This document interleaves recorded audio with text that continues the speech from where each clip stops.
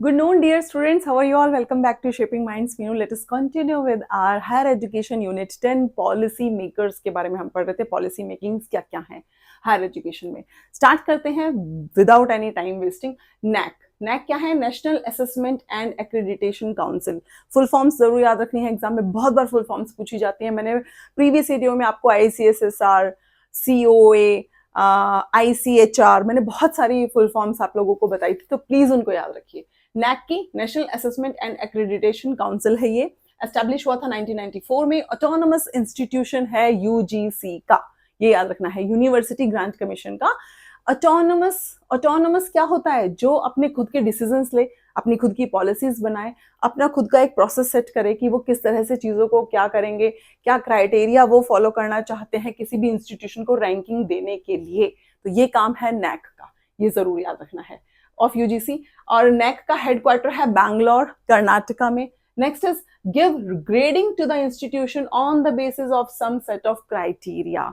कुछ set of criteria के basis पे जो नैक है वो क्या प्रोवाइड कराता है? आपको रैंकिंग प्रोवाइड कराता है. ठीक है, ये आप लोगों को याद रखना है. अगर आपसे क्वेश्चन पूछे एग्जाम में कि नैक जो है वो क्या उनका क्राइटेरिया है कि या फिर कितने उनके क्राइटेरिया हैं, तो उनका क्राइटेरिया मैं आप लोगों को बता दूं, दैट इज 7. ठीक है, जैसे ABCDEFG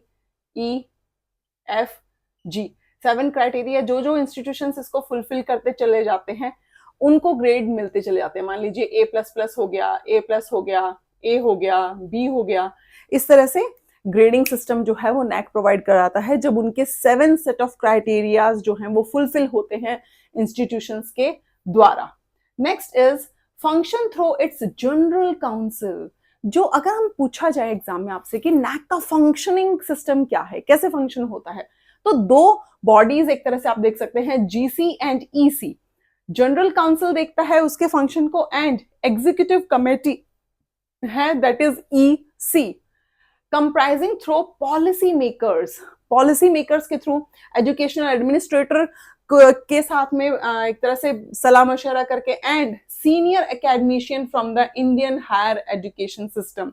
और जो इंडियन हायर एजुकेशन सिस्टम के जो सीनियर एकेडमिशियंस हैं उन सबके साथ थ्रू डिस्कशन वो लोग चीजों को एक तरह से डिसाइड करते हैं एंड पॉलिसीज बनाते हैं.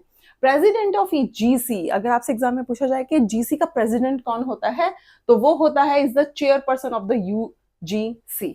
वो जो UGC है उसका जो चेयरपर्सन होगा वो होता है प्रेसिडेंट जनरल काउंसिल का. नेक्स्ट, अगर आपसे पूछा जाए कि चेयरपर्सन कौन है EC का, कौन होता है, तो वो होता है eminent academician nominated by the president of GC यानी NAC. देखिए सिंपल से याद रखिए, बड़ा कौन है? GC.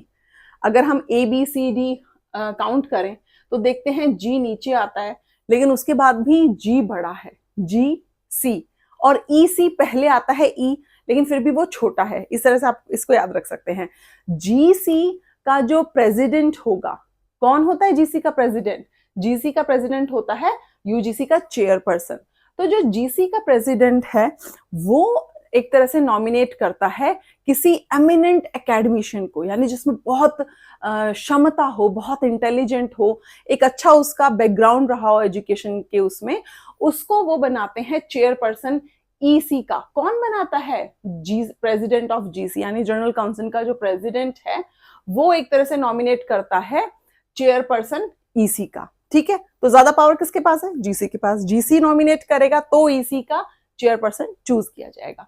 Next is Haifa. Haifa के बारे में देखिए, हैफा का फुल फॉर्म क्या है? Higher education financing agencies. हाँ ठीक है, फाइनेंसिंग एजेंसीज, ये याद रखना है. अगर कभी एग्जाम में लिखा है ना फंडिंग एजेंसीज, नहीं, करेक्ट फुल फॉर्म है हायर एजुकेशन फाइनेंसिंग एजेंसी. नाम से ही पता चल रहा है कि ये फंड प्रोवाइड कराती हैं. किसको फंड प्रोवाइड कराते हैं? हायर एजुकेशन सिस्टम को. और इंडिया के प्रीमियर एजुकेशनल इंस्टीट्यूशंस को फंडिंग प्रोवाइड कराता है हैफा. अब देखिए ये किसके साथ मिलके, ऐसा खाली अकेले नहीं. सेट अप इन 2016, ये याद रखना है. हैफा कब सेटअप हुआ? 2016 सितंबर में. It is a joint venture company of Canara bank and MHRD या MOE, जो भी आपको लिखा मिले, आपको पता है MOE ही HRD MHRD है और MHRD ही MOE है। अभी at present MOE ministry of education और पहले इसका नाम था MHRD ministry of human resource development. ठीक है, ये किसके साथ मिलते हैं? कैनरा बैंक के साथ ज्वाइंट होके फिर ये फंड प्रोवाइड कराते हैं हैफा को। हैफा का काम है जितने भी प्रीमियर इंस्टीट्यूशंस हैं इंडिया के, उनको फंड प्रोवाइड कराना for their infrastructure, for the research and development, for maintaining the education system, standard of education system. ठीक है, उन सबको मेंटेन करने के लिए, इंफ्रास्ट्रक्चर को स्ट्रांग बनाने के लिए, रिसर्च करने के लिए। जितने ज्यादा रिसर्च होंगी उतनी नई टेक्नोलॉजी, उतना ही नया डेवलपमेंट हमें देखने के लिए मिलेगा। तो वो सब चीजें कब होंगी? क्योंकि हर एक चीज में, हर एक चीज को प्रोसेस करने के लिए पैसे की जरूरत है, मनी की जरूरत है, फंड की जरूरत है, वो प्रोवाइड कराता है Haifa. Next is Haifa provides financial assistance for creation of educational infrastructure and research and development in India's premier education institution। EI जो मैंने लिखा है इसका मतलब है, इसका फुल फॉर्म है एजुकेशनल इंस्टीट्यूशन। ठीक है, ये मैंने आप लोगों को ऑलरेडी एक्सप्लेन कर दी है line. Next is global ranking. जो हैफा है वो हेल्प करता है इंडिया के प्रीमियर एजुकेशनल इंस्टीट्यूशंस को उनकी ग्लोबल रैंकिंग को अप करने के लिए, एलिवेट करने के लिए। एलिवेट क्या होता है? उनकी जो ग्लोबल रैंकिंग है उसको और हायर लेवल पे पहुंचाने के लिए।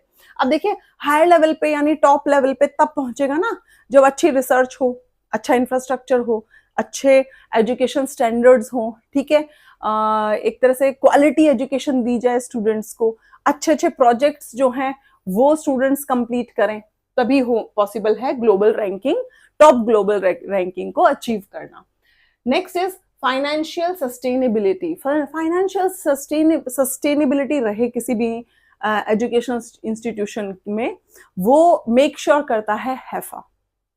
मीन्स हैफा ये ध्यान में रखता है कि जो इंडिया के प्रीमियर एजुकेशनल इंस्टीट्यूशंस हैं उसमें उनके पास इनफ फंड हो किसी भी प्रोजेक्ट को करने के लिए, कोई रिसर्च करने के लिए, यानी उनको पैसों की कमी ना हो, उनको फंड्स की कमी ना हो, ताकि वो मेंटेन करके चले और एक तरह से एलिवेट करते चले अपने एजुकेशनल स्टैंडर्ड को। तो ये था हमारा आज का लेक्चर।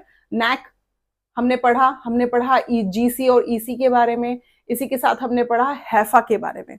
तो ध्यान रखिए ये फुल फॉर्म्स जीसी ईसी को ध्यान रखिए, इनके एस्टेब्लिशमेंट ईयर को ध्यान रखिए क्योंकि एग्जाम में वहीं से क्वेश्चंस पूछे जाते हैं। Thank you so much my dear students, please do like, subscribe and share my YouTube channel। इतने सारे व्यूज देखती हूँ मैं, बहुत अजीब अजीब वीडियोस पे भी व्यूज जाते हैं लाखों में, लेकिन एजुकेशन के मामले में ना स्टूडेंट्स देखते जरूर हैं बट लाइक नहीं करते, ना चैनल को सब्सक्राइब करते हैं।